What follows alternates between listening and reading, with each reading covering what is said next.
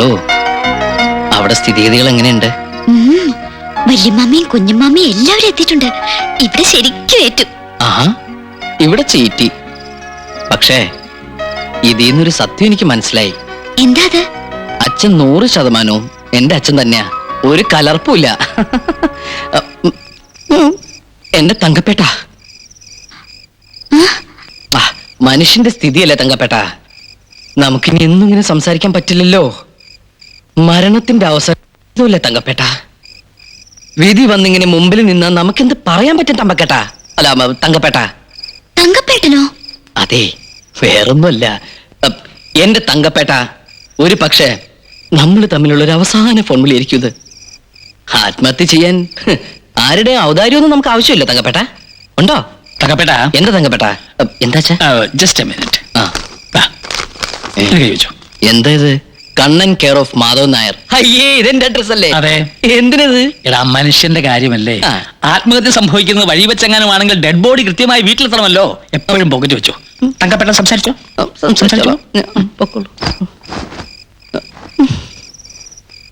തങ്കപ്പേട്ട, അതും ചീറ്റി.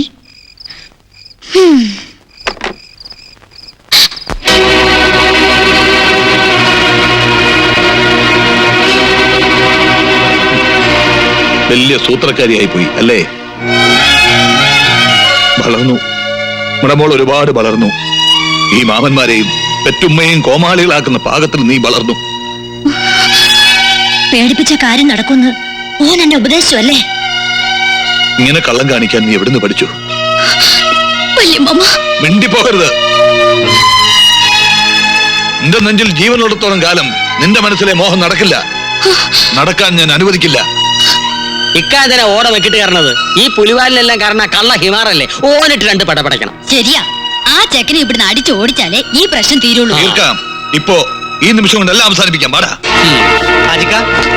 എല്ലാം ആലോചിച്ചിട്ട് പോരെ, വെറുതെ എടുത്തിയാർന്നോ? അനക്കിതിൽ കാര്യമില്ല. ഇത് നമ്മുടെ കുടുംബ പ്രശ്നമാണ്. ഈ ആരാടാ ഇതൊക്കെ പറയാൻ? സ്വന്തം വർഗത്തിനോട് കൂറില്ലാത്ത കള്ള ഹിമാർ മാറിക്കട വല്ലാലെ പോ.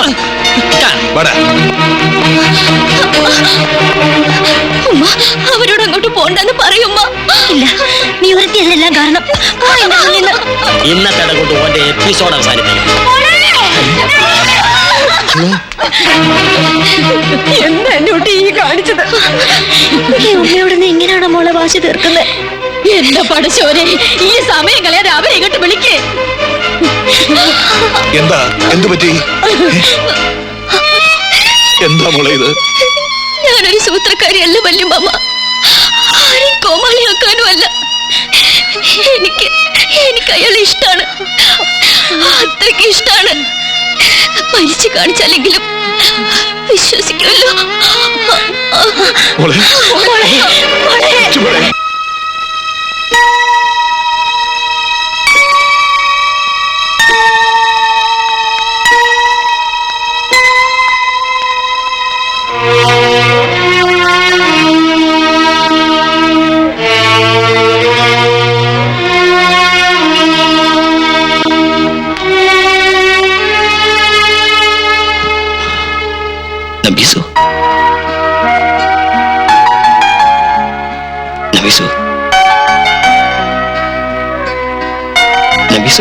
എട്ടും പൊട്ടും തിരിയാത്ത പെണ്ണിന് വേണ്ടാത്തൊക്കെ ഉപദേശിച്ചു കൊടുത്ത് ഈ സ്ഥിതിയിലാക്കിയിട്ട് ഇപ്പൊ കാണാൻ വന്നിരിക്കുന്നു. കുഞ്ഞുമമ്മദേ, ബഹളം വേണ്ട.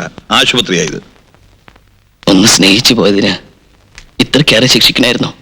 ഇതിനൊക്കെ കാരണക്കാരൻ ഈയാണ്. ഇവൾക്ക് എന്തെങ്കിലും സംഭവിച്ച ഒറ്റണത്തിന് ഞാൻ വെറുതെ വിടില്ല. കൊല്ലും ഞാൻ എല്ലാത്തിനെയും. കണ്ണ വേണ്ട, ഒന്നിച്ച് ജീവിക്കാനല്ലേ നിങ്ങളുടെ മതത്തിന്റെയൊക്കെ സമ്മതം വേണ്ടു. ഒന്നിച്ച് മരിക്കാൻ ആരുടെ സമ്മതം വേണ്ടല്ലോ.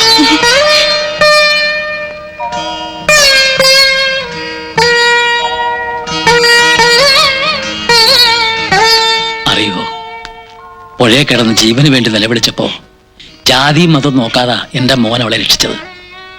ഇപ്പൊ നിങ്ങളെല്ലാം കൂടെ ചേർന്ന് അവളെ ഈ അവസ്ഥയിലാക്കി. അവളുടെ ശരീരത്തിൽ അല്പമെങ്കിലും ജീവൻ ബാക്കിയുണ്ടെങ്കിൽ അതെന്റെ മോന് കൊടുത്തൂടെ? ദാനമായിട്ടെങ്കിലും.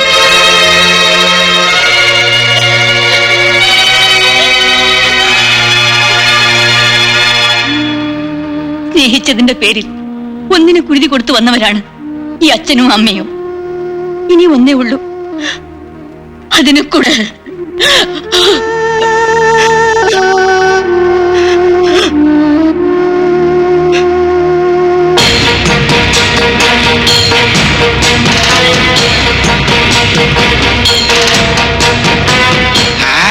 കണ്ടില്ലേ പ്രമാണിമാര് പള്ളിയും പടച്ചോനും വിറ്റ് പുളിച്ചപ്പാട്ട് അടിക്കുന്ന ജാതികളാ. ഇതൊക്കെ നമ്മുടെ കുഞ്ഞുമക്കാന്റെ ആൾക്കാരെന്നെ.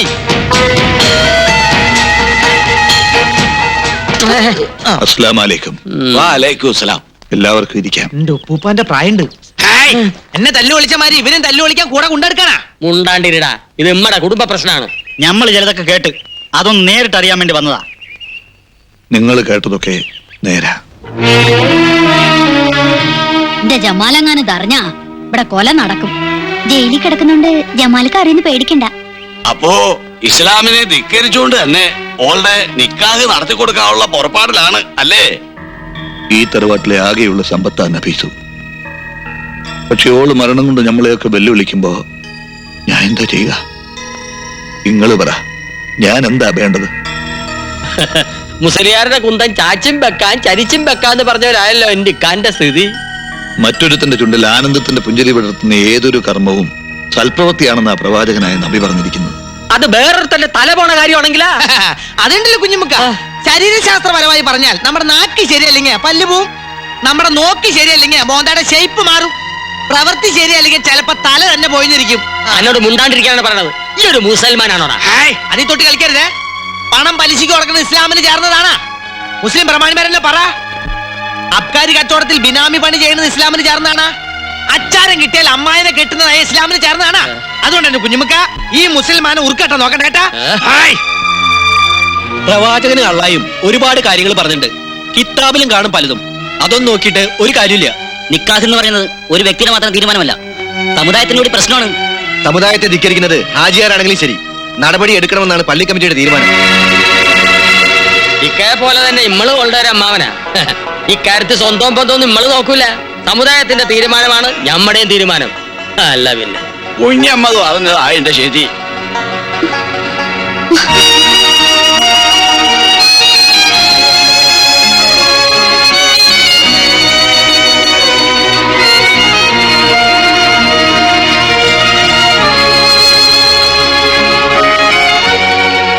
മതത്തെയും ആചാരത്തെയും എതിർക്കുന്നതല്ല, എതിർത്താൽ ഈ തറവാട്ടിലൊരു ദുരന്തം. അറിഞ്ഞുകൊണ്ടൊരു തീരാ ദുഃഖം ഏറ്റുവാങ്ങാനുള്ള മനക്കരുത്ത് എനിക്കില്ല. ഓർക്കൊരുമിച്ചാലേ പറ്റുള്ളൂ. ഒറ്റ മാർഗമുള്ളൂ, ഓൻ ഇസ്ലാമാകണം. ഈ നാട്ടിലെ ഇസ്ലാമികളെ ഏറെ ബഹുമാനിക്കുന്ന വ്യക്തിയാണ് ഹാജിയാർ.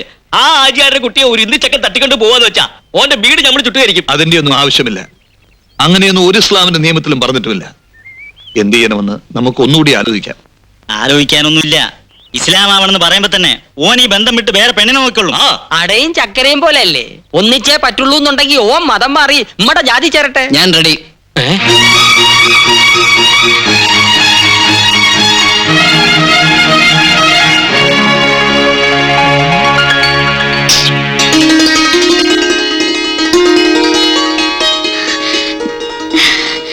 നബീസുവിന് വേണ്ടി മതമല്ല തലവരെ മാറ്റാൻ ഞാൻ റെഡിയാ. എടാ കള്ള ഹിമാറെ, നീ തന്ത്രം പറഞ്ഞ് മുസ്ലിം പെണ്ണിനെ തട്ടിക്കൊണ്ടൂല്ലേ?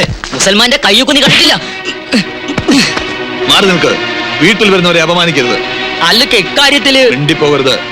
ബഹളം ഉണ്ടാക്കാനാണോ നീ ഇവരെയും കൂട്ടി ഇങ്ങോട്ട് വന്നത്? ഇവിടെ വന്നിപ്പോ ബഹളം ഉണ്ടാക്കിയത് അവനല്ലേ? ഞാൻ ബഹളം ഉണ്ടാക്കാനോ ആരെയും തട്ടിക്കൊണ്ടുപോകാനോ വന്നോന്നല്ല.